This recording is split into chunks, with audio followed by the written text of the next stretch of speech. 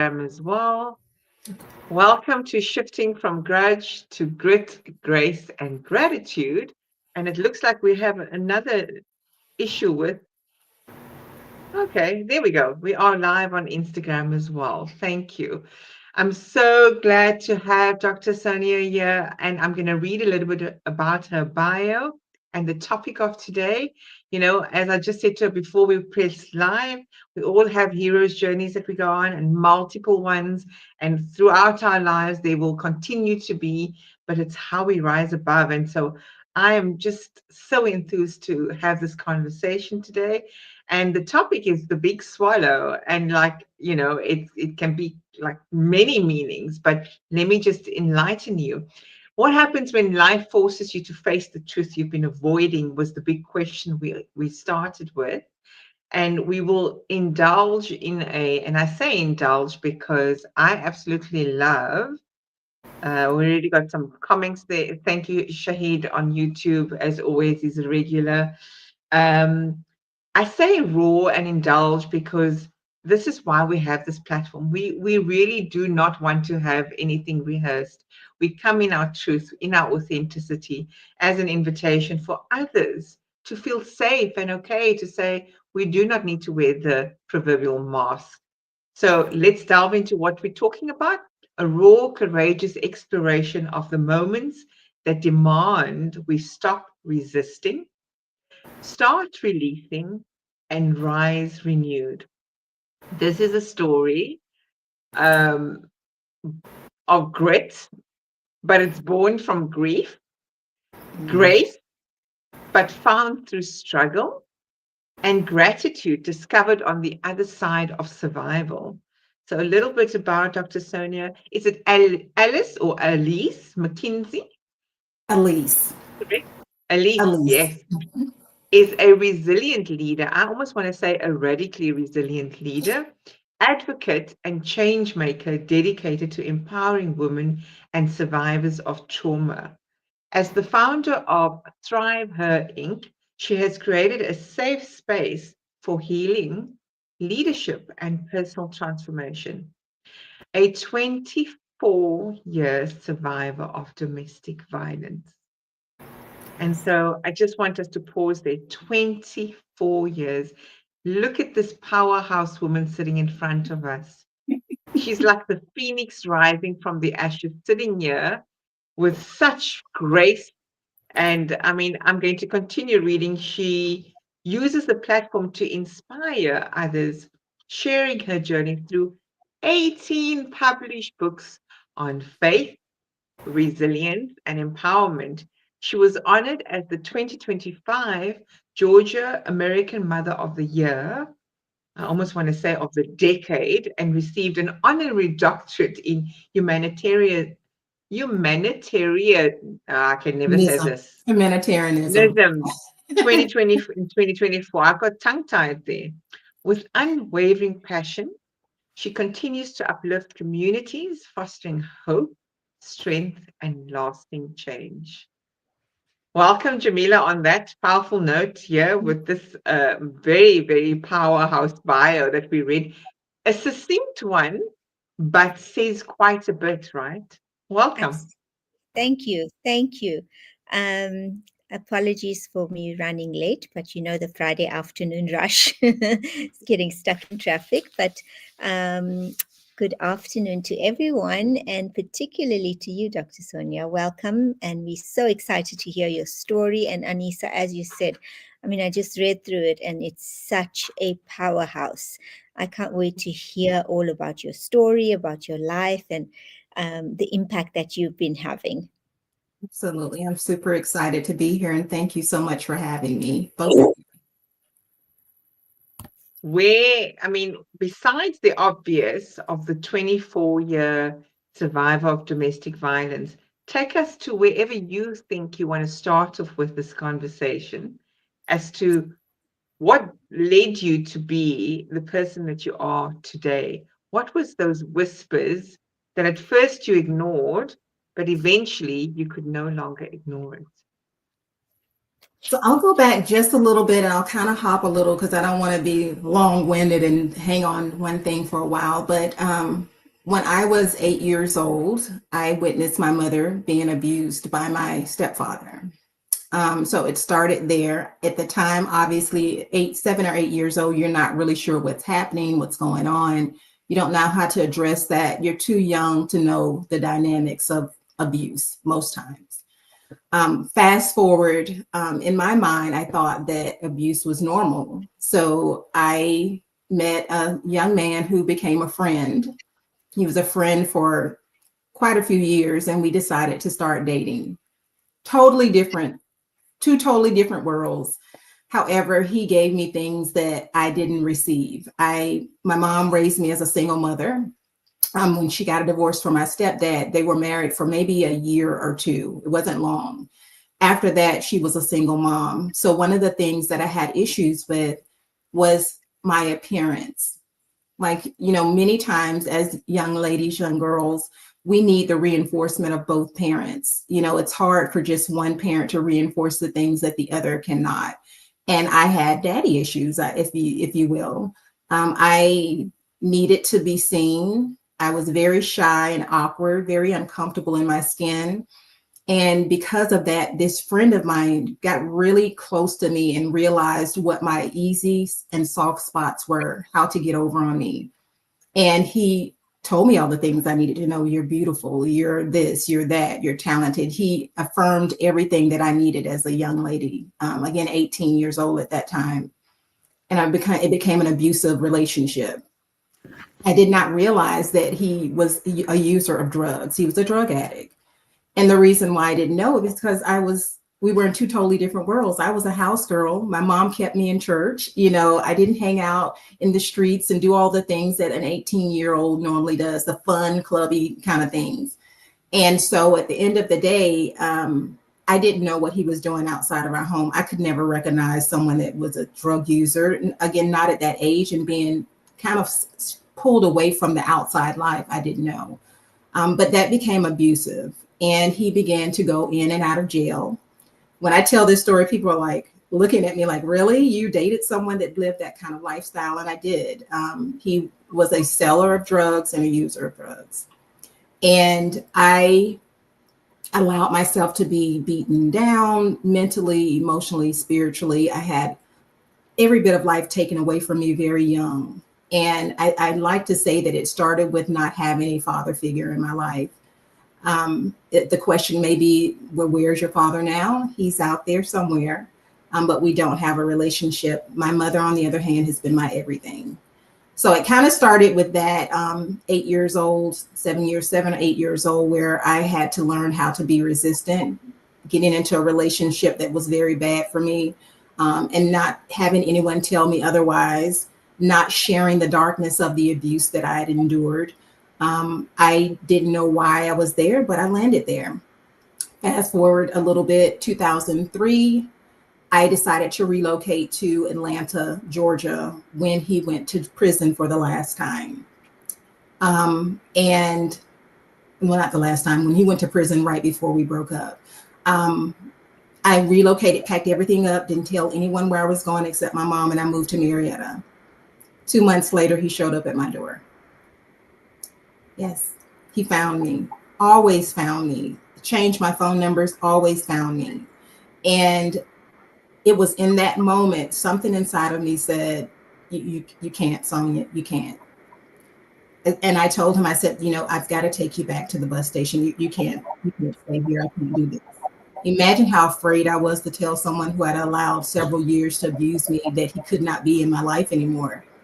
So as we're riding along, driving to the train station, he's calling me everything in the book, everything but a child of God, as my mom says, everything. He's yelling, he's screaming. I'm afraid he's going to hit me, but he doesn't. And I pull up to the station, tell him to get out, and he leaves. But he doesn't leave Atlanta. He hangs around in Atlanta for a little while. But needless to say, he ended up going back to prison. And that was the last time that I saw him. And so I'd like to say that a lot of people don't know my story. When you look at someone, you cannot imagine what they have going on inside. You can't imagine what they've endured and what they've been through. And that's the start to where I decided that it's time to stop. It's time to pick up my tenacity, and it's time to shift the dynamics of my life. And that's where it started. So I'm going to pause for a minute because I know I just dumped a whole lot on you Yes. ladies. Well, I tell Jamila every week, it's like every single time we have a guest on, there is something in their story because our story is bigger than us, and there's always resonance in somebody else's story. And you speak about, you know, this abuse from this young age and having seen this modeling and that it was norm, and having a single mom raise you and the absence of a dad. It's so interesting. I just had a conversation with my daughter yesterday, which I said to you is 15 and is now at that stage where she's looking at her identity and thinking about boys, and she's going to hate me for this, but bottom line is, this is the conversation I had with her. If you have an absent dad or a dad that's not often in your space, and he's not emotionally giving you what you need, the first guy that's going to come along is going to press the right buttons. So I'm so grateful you shared that. I'm a bit selfish what I've shared now because I want my daughter to watch the beginning of this, because it's then coming from somebody else that have walked this journey and that can see that this is what happens. And until we step up and say, well, this is not norm, and find a way to reparent ourselves because we didn't have the parenting that we desired. I see that you had 18 books based on, you said the 18 books was based on faith, resilience, and empowerment. Would you say, or what role did your faith play in your life, especially because your mom kept you shielded? Was that the one catalyst for you to be able to say, no more, I'm worthy and deserving of more than this life? That was a big part of it. But the truth of the matter is, it goes a little deeper than that. I was sharing with you in the background a little bit about how I became a mom. Truly, really, and truly, I don't want to take away anything from my faith, but my daughter, really and truly, is what gave me the power to say, okay, no, stop. I didn't know at the time. I did stop the relationship, but it took some years before I gave birth to ThriveHER. Took 2016 is actually when I birthed ThriveHER. But I did not want my daughter to incur the things that I went through. I didn't want her to experience the things that I went through. And so a lot of times, well, let me go back a little bit. So I was diagnosed with infertility around 18, 19 years old.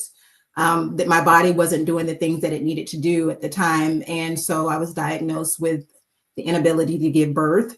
I was told, however, back then it was a while, before we had as much knowledge as we have now about, support with having children and all of that. So we didn't really talk about the dynamics of what I could do to conceive if that was an option. Not until I was older.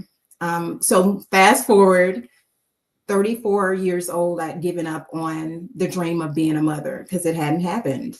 That was a big gap. And it was like, okay, so now what do I do?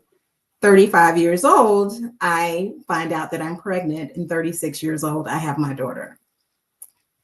Still, I felt way behind in life with my accomplishments. Yes, at that point, I had obtained, literally the day before I gave birth to my daughter, I had obtained my second master's degree. And literally the day before, I finished it up, and I didn't know if I completed it. I didn't know if I passed or not. I finished the last assignment, and my mom's thinking, you got to be nuts, girl. You got to be nuts. But I was determined to finish my education. I was determined to pursue further education, to make myself marketable, to fulfill the dreams that I'd always wanted, whether I was 34, 35, 36, or 18, So when I had my daughter, you look at them and you think, my gosh, I did that. not by myself, but I did that. How in the world, what do I do? How do I make their life better than mine? And one thing that I didn't want her to do is to experience abuse. So, about 4 or 5 years after she was born, that's when I gave birth to what was originally, y'all are gonna laugh, originally was named Women of Virtue Transitional Foundation.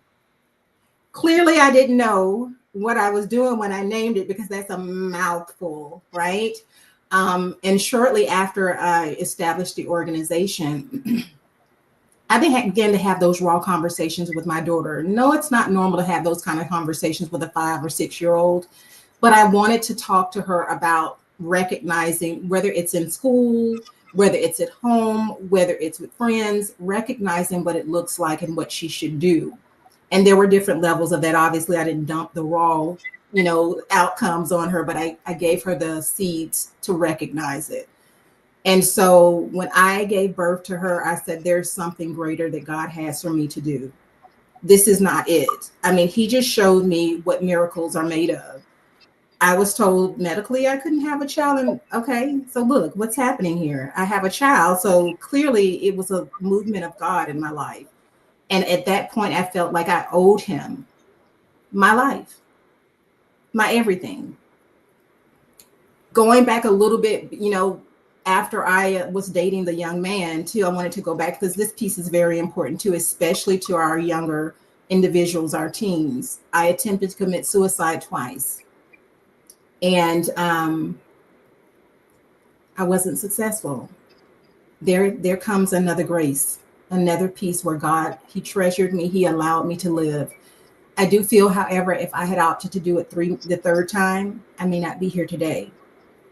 And so at the end of the day, I did and do the things that I do for the love of motherhood, for the love of God, and for the love of women who are enduring or faced with the similar things that I've been through. I prefer to be super raw because that's who I am, fully transparent, imperfect, flawed, but beautifully made to be unique. That's amazing. I mean, I've got goosebumps just listening to that. It's when you spoke about daddy issues, that's something I think most of us battle with in our lives as women, whether your dad has been in your life or not. You still have and experience those daddy issues, and they're so difficult for you to move beyond it because at different stages in your life, you still find remnants of that within yourself. And it's about who you choose to be in your life and um, how you choose to be within yourself as well. And for me, it was just so many overwhelming feelings of insecurity uh, because I just never felt good enough. I just never ever felt good enough. And when you don't feel good enough, you don't feel like you're worthy or deserving of things. And that allows you to just accept the bare minimum from people. So when people come into your life and say the right things, um, it's definitely not enough for sure, but you grasp onto that, you hold on to that because you so desperately want to fill that emptiness within you. That's been a repercussion of those daddy issues that we experience. um, and yeah, it's our responsibility, as you say, to make sure that we don't allow that cycle to continue for our kids to experience, whether they're females or males. It's our responsibility. And I think we're so blessed in that because we work on ourselves constantly. We're asking the questions. We uncomfortable remaining stagnant or static. So I think we're very blessed in that sense. But I just want to speak about your experience of the 24-year survivor of domestic violence. My goodness, your story, it just represents such extraordinary endurance. And that's something that we as women do, is we endure. So how has that experience or how has your definition of strength evolved by you going through this experience and where you are today? I will say this, I have no regrets that I experienced those things. I do wish that I could have done more when I witnessed my mom going through it, more than just cuddling up behind her and hugging her. You know, that's what I would do as a little girl. But I tell you, I have no regrets from my perspective because I believe it's made me stronger. It's allowed me to be able to get down and to the level and say to someone, I know how you feel. I know what you're going through. Not, I understand. I can really say to them, I get it. You're going to go back a few more times and I'll be right here when you come back. I know because I went through the cycle as well. And I believe that going through that provides me with the unity to unite, to connect with women and men, but specifically women, to better understand their perspective and their stance and why they allow it to happen. It's also given me the strength to speak my truth and step out on platforms where most people are embarrassed to do so and share my story. It took me a long time to get here, but I'm telling you, the experience is the one that I don't regret because it allows me not to only empathize, but I also am able to sympathize with those who are going through or have been through it. And I think that is one of the things that makes me as strong as I am. And also the thought and the reality that I will fight heck for my daughter not to endure what me and her grandmother went through. I love that. I absolutely love that. And I love that you mentioned the point about you being so relatable to it because you experienced it, right? So it gives you that different understanding, and the understanding of knowing that someone will go back. It might take a few times, and you sit here holding the space without any judgment whatsoever. And that's what's lacking, is that sometimes you can have the best of friends and they will hold it against you. And I know because I experienced a relationship where I wasn't ready yet to let go. And I knew it wasn't good, and I knew it wasn't good for me. And had it not been for a really good friend of mine, Anissa, you know her, it's Neda. And she said those very words to me. She said, it's okay. You are aware of it, but you might go back. And if you go back, that's okay too. But just know that I'm here holding the space for you when you decide that this is it. Or even if you don't decide that's it and you just need someone. And it's so important to have those people in your space because that's what catapults you out of those negative spaces that we are in. That's so relatable. And I have to say this, excuse me. It's that thing clicking in my head that you don't look like what you've been through. You're absolutely beautiful, Jamila. You're absolutely beautiful. Thank you. You do not look like what you've been through. And it's so funny because I tell people all the time, you cannot go by what I look like. You cannot. It may look easy what I'm doing now, but you don't know what I went through to get here. And I would never have known if I didn't have this conversation with you that you endured a similar situation where you wanted to leave the situation, but not necessarily wasn't ready. You weren't ready, but you knew that it wasn't a good situation is what I was trying to say. But I love that you share and you make this conversation relatable. I so love that. And you are absolutely good. Both of you are gorgeous, but you're sharing that. I felt you in my heart. I love it. Thank you so much. And it takes a while because you're filled with that shame and embarrassment and guilt, right? Because you feel that it's your fault. And to speak about it, for me, I just felt people would judge me. Mm. The persona that you have um, is completely different to what your experience is.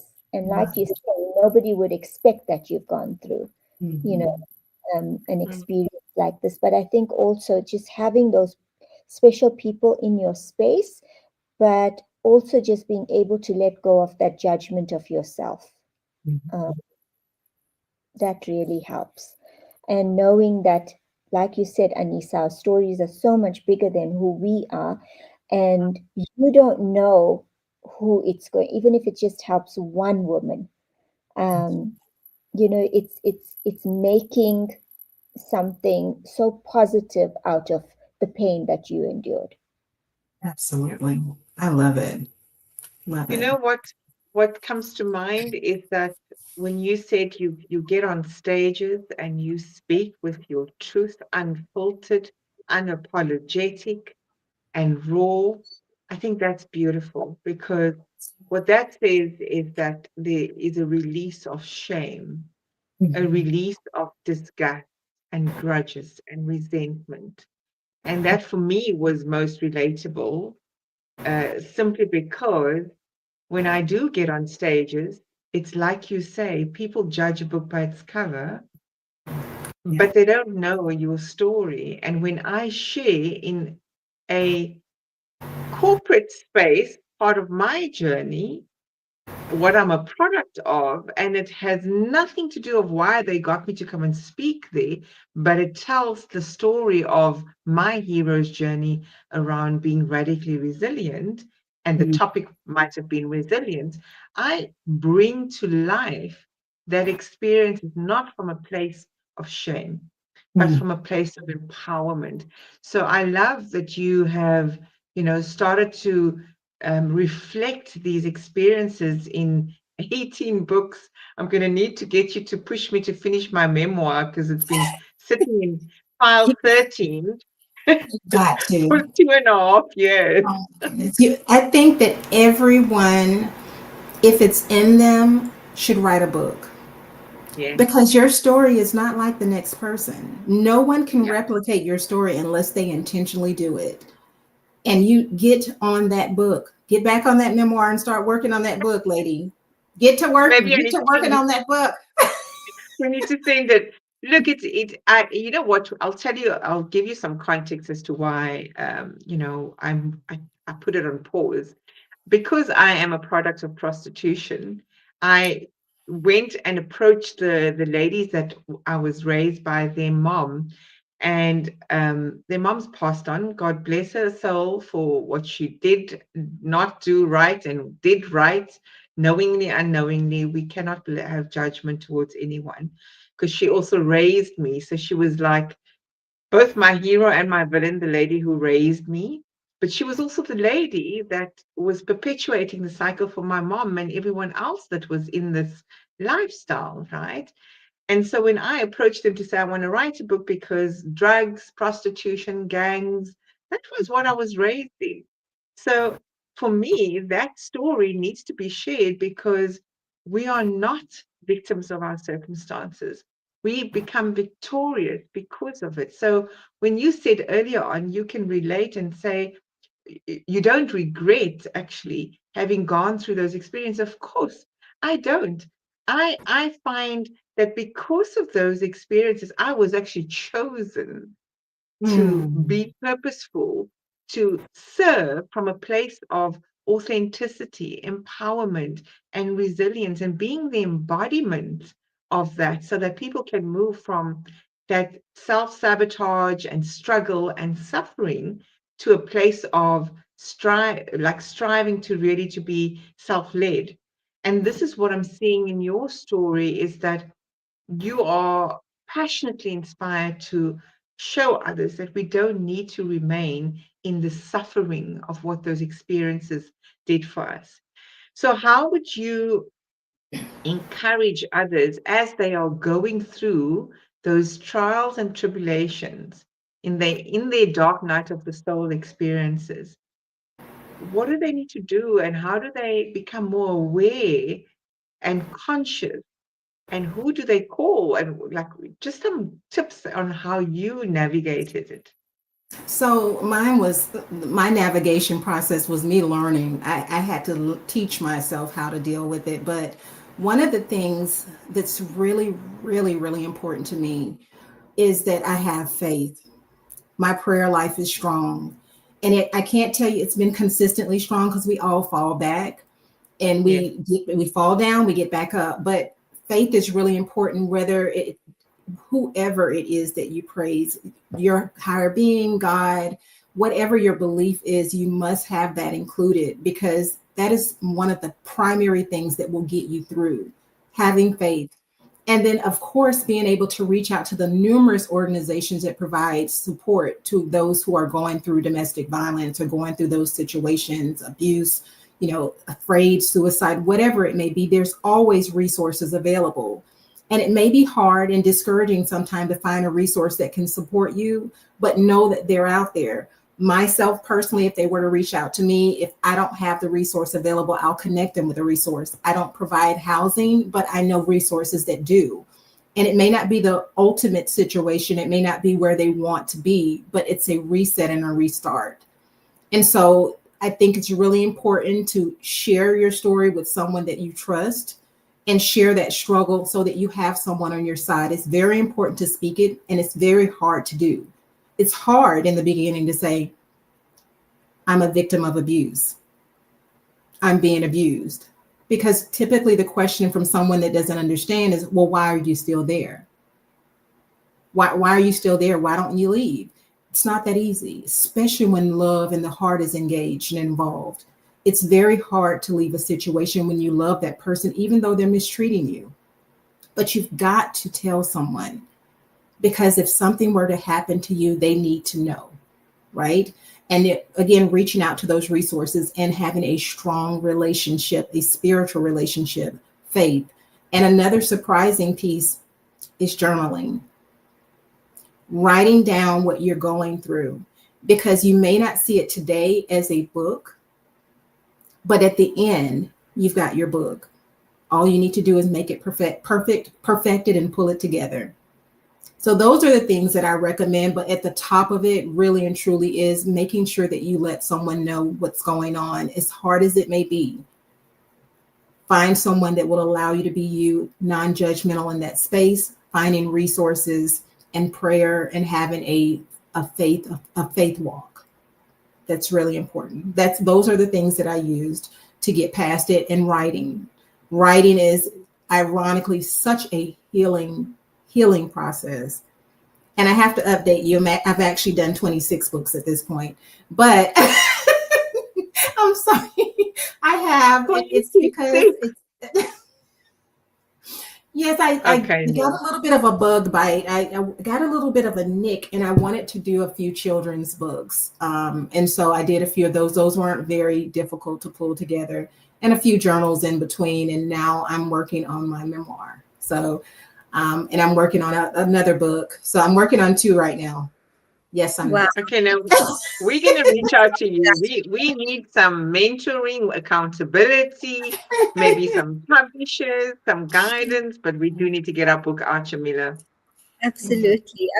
Well done to you. My goodness, 26. I just cannot believe it. Anissa, this is putting us to shame.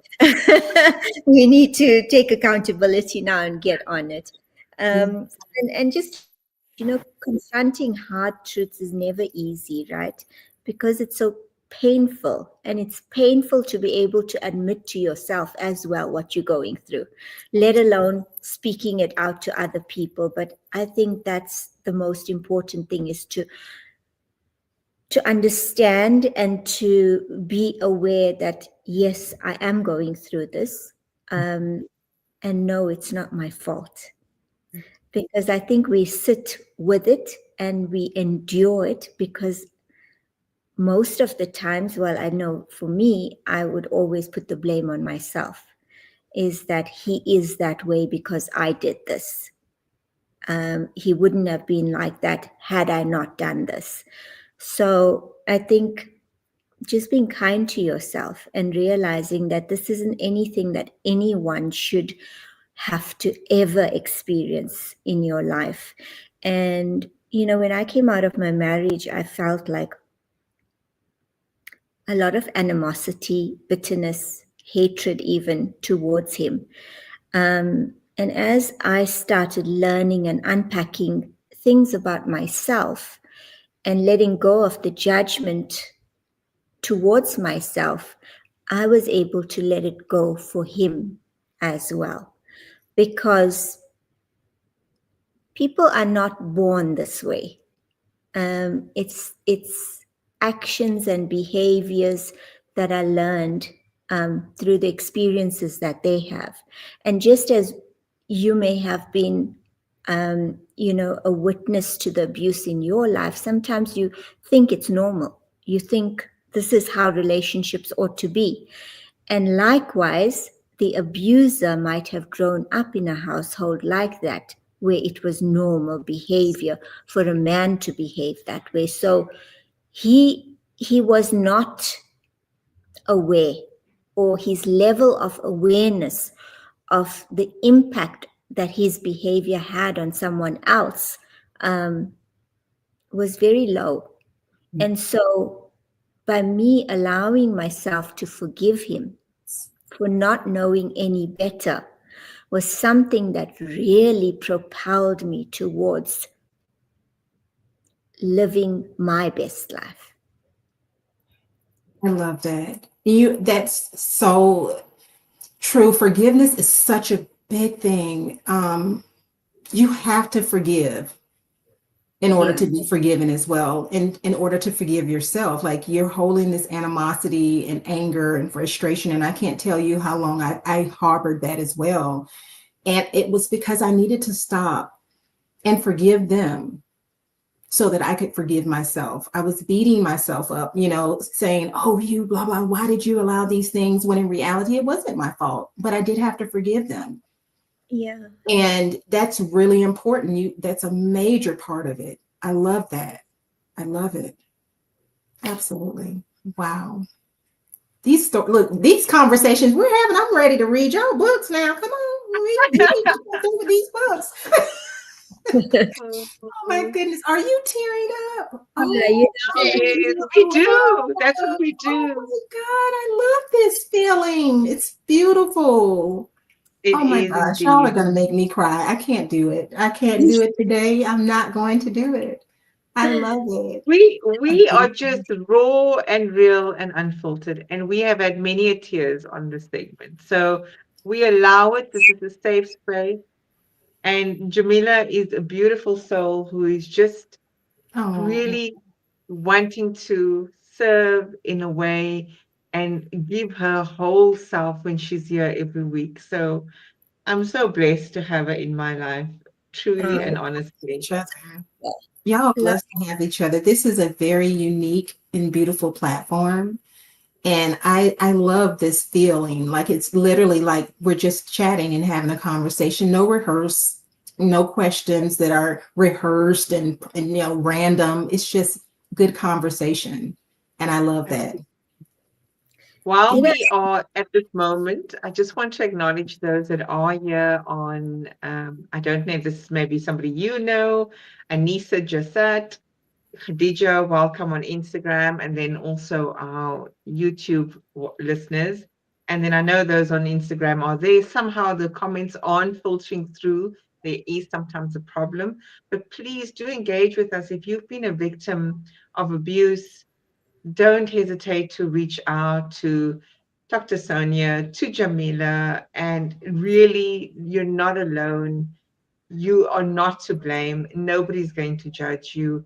There is support, as Dr. Sonia said. And Jamila is speaking about this with such emotion and there's such a visceral feeling and emotion still showing up for her, even though it was maybe a while ago. So the aftermath of what lies behind is also not easy. That grief of the life we thought we would have had with that person, the grief of having to forgive ourselves in those moments, other than just forgiving the person. So Dr. Sonia, I do want to come back to you in terms of, let's stay on the topic of forgiveness. How did you forgive yourself for staying 24 years before you could actually forgive him? Because you cannot forgive the other person until you've done it for yourself. Well, I had to pick through some things because it's like, one, forgive myself for staying in that situation, forgive myself for, allowing myself to beat myself up as if it was my fault, right? And while I didn't necessarily, I won't say forgive myself for staying in that situation, but forgive myself for making myself an even greater victim by beating myself up, talking to myself negatively, being very hard on myself, not giving myself grace. I had to forgive myself for those things because at the end of the day, the truth is it is not your fault. You're not the reason why they're doing it. You're not the motivation. There's nothing that you could ever do that would be acceptable for someone putting their hands on you verbally, physically, emotionally, spiritually. There is no excuse for it. And so for me, again, I have to tie my faith into it. There was no way that I could forgive without having faith at the center of it. And I'll tell you something that I've only spoken this once, and I'm sharing it again. In 2021, my abuser died in prison. And I'm grateful that it was 6 years, 7 years before I forgave him. Right. And as I'm thinking back, I'm pondering over it. I did see him one more time. My daughter was maybe 2 months old. And it was just a past engagement. Like I literally was just driving by and I happened to see him, and something inside of me told me that I should stop. And he was right where he always was, doing things that he shouldn't be doing. And I saw him and he said, I just want you to forgive me. Can you forgive me? And I told him that I've already forgiven you. And then he was really intrigued by the fact that I had a child, because that was something that he wanted with me, but he wasn't the one that I was supposed to have that child with. And so it was very empowering to say, I've already forgiven you. And what was even more empowering, it was sad. It's sad as well, because I can honestly say I haven't grieved his death. And that's still a part of me that's healing. But it's sad to say that he passed in prison, but it's great to know that I was able to let him know I forgave him before he did, because I can't imagine what his life would have been like had he left here knowing that I hadn't forgiven him. I was a big part of his life. Regardless of how he treated me, I really was a big part of his life. And to have seen me after so many years and never see me again, I just couldn't imagine that. And so it's very hard for us to forgive people who hurt us and cross us, but you've got to do it. And I did it. And while it was hard, it was necessary. And that's what all the listeners that are listening and viewing, I want you to understand the weight that unforgiveness carries. It is like a boulder on your back. You've got to let it go. You've got to forgive in order to be forgiven, in order to move forward. Yeah, and also just not to live in regret. That's right. Because there's certain things, if you leave it too long, you just don't have the opportunity to say or do or see the people that you want. And that's so important, because when you live with that regret, it keeps you stagnant. It anchors you in unpleasantness and negativity. So, and as difficult as it is, because it's not easy to forgive, but the rewards of it are inexplicable. It's something that only you would feel once you've done it. It's powerful. Forgiveness is one word, but it's such a powerful one. Absolutely. Even outside of the domestic violence arena, just in life in general, forgiveness is so important. When someone crosses you, or when someone hurts you, or someone does something to you, you've got to forgive them. Again, in order to be forgiven, in order for things to be lighter, you don't want to carry that weight. You want to let it go. And it is so invigorating and powerful when you do it. And it's like you said earlier, whatever experiences that you went through, there's not one bit of it that you regret, because we look at things like this, and what God has for us, what He has planned for us, is so much bigger than that tunnel vision that we can only see. right? Huge. And so in all of these so-called negative experiences are huge lessons and insurmountable blessings that we will reap later on when the time is right for us to experience and feel it. And you know, the Kabbalah always speaks about this here, is that receive even the negativity with appreciation rather than regret, because it's pushing you towards a path that's for your higher self growth and power. And I think we tend to forget that. We really tend to forget it as we get swept up in our everyday experiences. And also it's easy to slip back into that victim mode as well, because it's so much easier, right? To push the blame. But when we are able to do this, and for me, a big part of it, like you say, is journaling, but a huge part is the people that you have around you and the impact they have. Because what your world is going to be, what your success will be, can be determined by the few people that you keep around you. You're speaking some good stuff here, ma'am. Jamila, listen, you're speaking some good stuff. And it's so true. You have to be mindful of who you surround yourself with. And my personal circle is small, and that's the way I prefer it, right?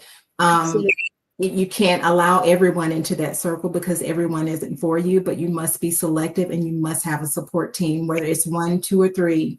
It's so important to have someone in your corner and someone to hold you up and to boost you to that next level, to help carry you to that next stage in life. So I love it.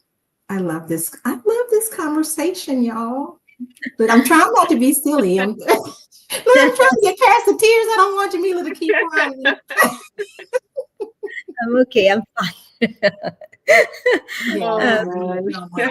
It's difficult when you're speaking about all of this and you're speaking about the experiences and you realize the amount of pressure and weight you put onto yourself, because you have to show up as a certain type of person. You know, we are, I think, our own worst enemies with placing labels on ourselves, more so than it coming from the external. You've got to be the perfect mother, you've got to be the perfect wife, the perfect daughter, the perfect friend, and whatnot. And sometimes it just isn't necessary. All you have to do is just be imperfectly you. Oh, goodness. Yes. Imperfectly perfect, imperfectly you. Love it. Yes. You have to be. Y'all, this conversation. Yeah. And for me, well, you know, it just has so much more depth and meaning for me when I think about who I'm portraying myself as to my son. Because growing up, I had a lot of negative feelings, and I felt really betrayed to a certain extent by my parents, because I held them to this high standard, right? And they were supposed to be perfect because they were the parents. They're supposed to have known everything, done no wrong. And the minute that you find out that your parents are human, it's almost like your world comes crashing down on you. And now, being a mom, I realize the importance of being authentic, even in you know, in your child's eyes, because like everyone else, your parents are going through this for the first time ever. It's always a first experience, and I now learned it becoming a parent myself. So I want to show up as real and raw for my son as possible, so that he doesn't have all these unrealistic expectations on him as well when he grows up and when he becomes hopefully a parent as well. It's just like a domino effect, right? We were talking about that earlier, that, you know, the rawness and being a parent, like with my daughter and I, is so different from the relationship I had with my mom. Like my mom was strict, right? And I won't say that I'm not strict, but I want her to have the experiences that I didn't have the opportunity to experience. I want her to see life for what it really is versus life for what I want her to see. I want her to know the reality and the rawness and the imperfection and the mistakes that mama makes and the mistakes. And I apologize if mama's, maybe snaps one day. It's like, maybe mom's voice is a little gruff because she didn't have her coffee, but, at the end of the day, it's so important to be raw and real with your children, because while I don't have regrets of how I am, I do wish that I had learned a lot of things that I would have had exposure to if I were not so guarded and protected by my mom. But I understand why. I understand why she did it. I just feel like I should have been able to have exposure to things that were more raw and realistic. Yeah. Right. So that's so important as a parent to do that, to be open. So And I actually want to tap into that a bit more, because a lot of times I feel, and I need you to tell me now from your own experience, you started talking to your kid at like 5, 6 about the rule, age appropriately, obviously. And so have I, Dr. Sonia, because I didn't want to shield them. I'm not raising my kids for me. I'm raising them to become radically resilient in a world that requires them to be just that, right? But I'm also not leading them with fear. So I share quite vulnerably when I am at my low, or when things aren't going to work out in the way that we anticipated, when our circumstances are going to shift drastically. And I have my daughter who does suffer with a bit of anxiety. And so she was like, but I don't want to know all these things, and it's too much all at once. So the reason why I share that is, what is the limit of us as parents who have walked a journey and have the wisdom and understand why the pure intentionality is to not shield you, but to set you up into a world that you're going to need these life skills, because that's what they are. Where is the fine line between how much do you share versus how much do you hold back, so that they don't have too much insight and also not too little? What's the sweet spot is what I'm asking.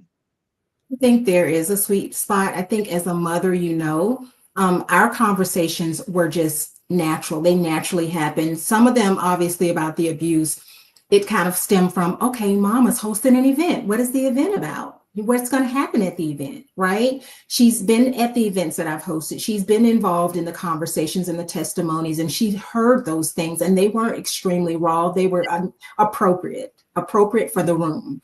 And our conversations are just natural. And it's like, where to stop. You just know as a mom, I can't explain it any other way. But like even now we begin to talk about, dare I say, boys. She's going to kill me. Dare I say boys. And it's typically her opening the conversation like, mom, so blah, blah, blah. And it's kind of like, well, mom did this when she was this age. And, this is what I did, but let's talk about what you feel would be appropriate. It's just knowing. It's that intuition. It's that inside of you, that feeling that says, okay, it's time to have this conversation, but let's share this amount. Let's not make it too raw just yet, right? It comes naturally. At least it does for me. I don't know what better answer to give than it's just natural. No, I like that, because like your daughter, my daughter also approached me this week and said, oh, I have something to share with you, and it's boy. And I'm like, yikes. Wasn't ready for this yet. Because she's so comfortable to be able to come to you and speak to you about that.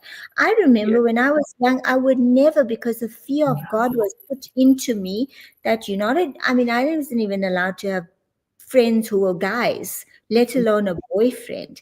And in as much as I understand, the space that my dad probably was coming from, in a protective way to shield me from things like that, it put me at a really big disadvantage, because first of all, you clueless. about a lot of things because there's stuff that's just taboo. You just don't speak Yeah. about, I mean, like a boyfriend or what your body is going through or how you're feeling and how that's perceived. You literally feel it as something that's negative, as something that's sinful, when it's absolutely something that's totally natural. Nobody spoke to me about sex. Nobody spoke to me about what your wedding night would be like, and those are things that we need to know. But going beyond that, I think, like you say, you prepare our kids for the world that they are living in, not for us, not for the cocoon that we provide for them, but for the world that they are going to be experiencing. And they have to be street smart. Yeah. Absolutely. And so there I are agree. certain conversations that are absolutely necessary to have. There's just, it's I mean, you have to have those conversations with them. And like Sure. Sonya says, is that you have that feeling as to how far you should be going Exactly. with. But Well, I think from me and my personal experience, from having zero conversations to where I am now, and especially with a son, um, mm, I think I've done quite well. But the minute that you start and you get over that first stumbling block or that barrier where you're feeling uncomfortable, and when they begin to engage with you, and when they feel comfortable enough to come to you, then it's just an open door policy. for sure. And it's For sure. beautiful. It's when you have that kind of relationship, like you mentioned, the fear of God. I think I said that earlier. My mom put the fear of God in me. Between her and my grandmother, it was like, no. Church, Yeah, yes. This is church and school. This is all you see, nothing else. And yeah, it's so important for them to do that. And it feels so good when they come and they have this conversation with you that might make you Yeah. squirm a little bit, but it's so good that they feel It comfortable enough to does. say, Mom, so I have a crush on someone. Mom, so can you tell me Mm. what happens on the wedding night? Like maybe, hopefully that'll happen later in life, but really and truly, like just being open to any conversation that they bring to you is so important. So yeah. For important for your sure. relationship. Agreed. I Agreed. think that the Well, I mean, best I don't. from it is that you when you realize that they have no guilt or shame attached to it, and when You. you know how you've experienced that and how you've carried that on your back, when you shouldn't have, right? Just anything that's like from a relationship perspective or sexually or any connotation towards that. For me, it held huge shame, embarrassment, and you just don't want to speak about it. And those are the building blocks of having a successful relationship going forward in your life.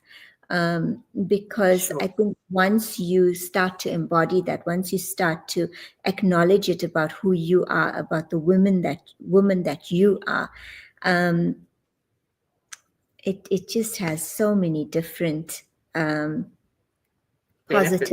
Yeah. attached to it and Yeah. benefits. Yeah. So, ladies, we are into the last final stretch of the last 2 or so minutes.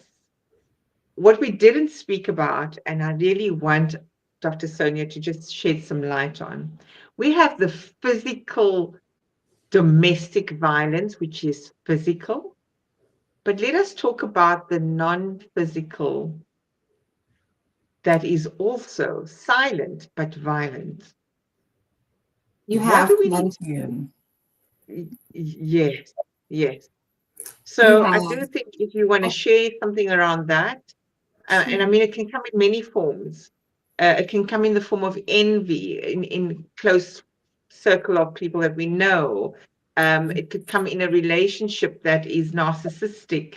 So I just want you to tap into that part before we close off today on how to be vigilant.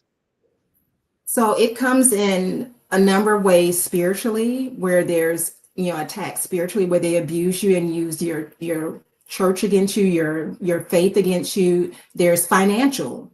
Maybe you're a stay-at-home wife and at the end, our husband, and at the end of the day, you rely on them for finances. And if you do something wrong, well, you don't have any money. Then there's the abuse in friendships, where they take advantage of your friendship and they take advantage of your kindness, and they use that against you to get what they want. You have that abuse in family relationships where, they just are envious. You mentioned envious, they're jealous, family can be that too. There's the verbal abuse that comes in any relationship, financial, spiritually, emotional, so many different forms of it.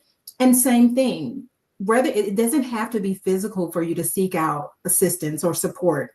It doesn't have to be physical for you to share that conversation and really gather your family and your people, your group of people around you to support you.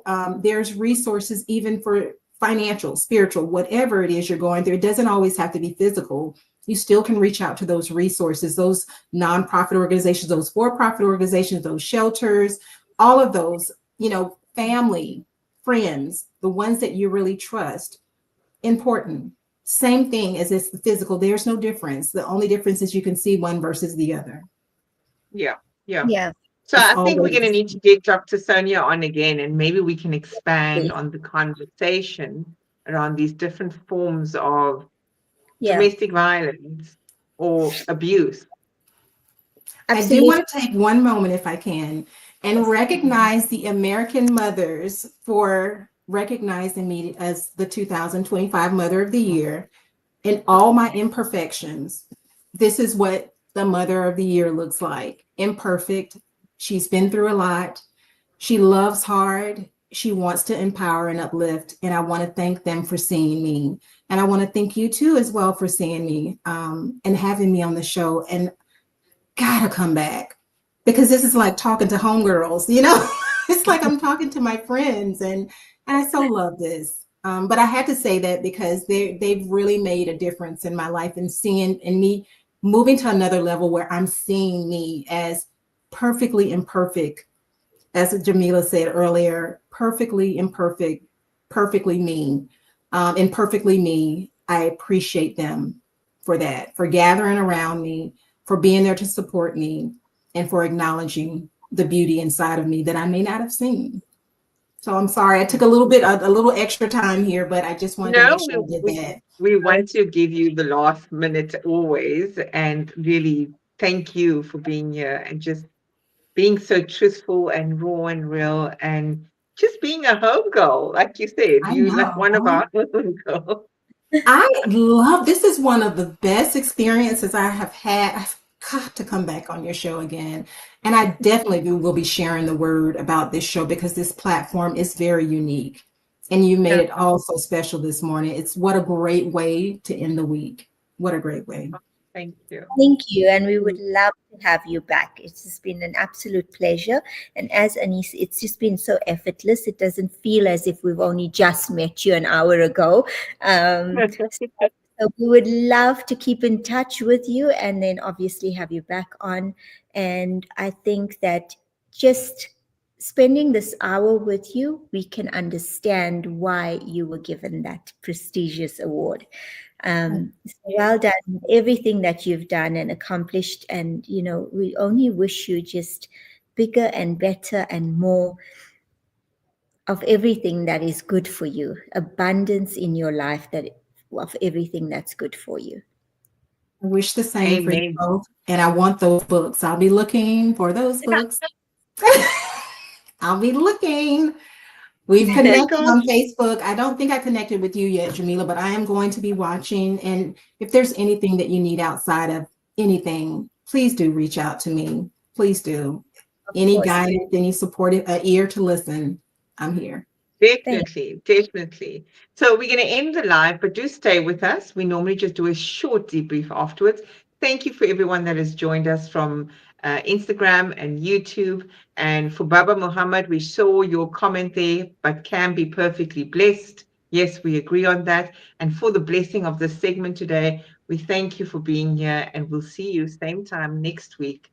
And bye for now. Bye, everyone. Have a wonderful weekend.